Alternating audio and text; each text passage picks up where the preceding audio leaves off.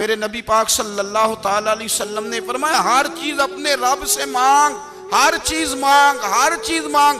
یا رسول اللہ کیا کچھ؟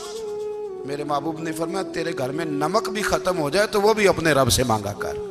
تو مانگنا وہ تجھے دے گا، تو اس کی بارگاہ میں کشکول طلب دراز تو کرنا۔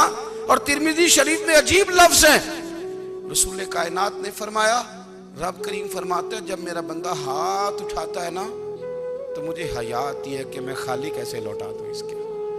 اتنے بڑے بادشاہ کی بارگاہ میں او بھائی، لوگوں سے عزتیں تلاش کرتے ہو تو وہ کیا تمہیں عزت دیں گے؟ وہ تو کل اچھا کہتے ہیں پرسوں برا کہنے لگ جاتے ہیں۔ لوگوں کے سامنے گڈ بک میں آنا چاہو گے تو وہ تو سویرے تمہارے بارے میں کچھ کہیں گے، شام کچھ اور کہیں گے۔ اپنی روحانی زندگی آباد کریں، اپنے مسلح کو وقت دیں، اور دنیا سے چھپ کر اس موبائل کو بند کر کے اور اپنے آپ سے بھی چھپ کے اور تنہا ہو کے چھپا کے سارا کچھ اپنے آنسو اپنے رب کی بارگاہ میں پیش کریں، اس کے حضور حاضری دیں۔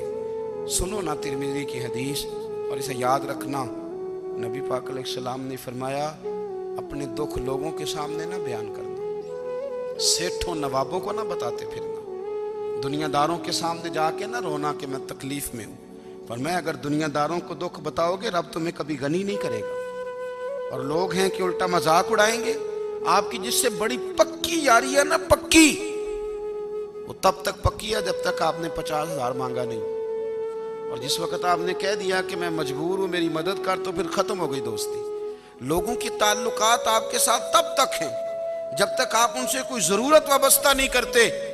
کریم محبوب فرمانے لگے بندوں کے سامنے دکھ نہ بیان کرنا، اللہ تجھے کبھی غنی نہیں کرے گا۔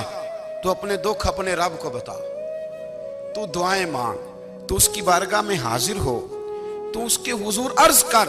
فرمایا اپنے دکھ اپنے رب کو بتا، وہ جلدی کرے یا دیر سے کرے تجھے ساری دنیا سے بے نیاز کر دے گا، تجھے کسی کا محتاج نہیں رہنے دے گا۔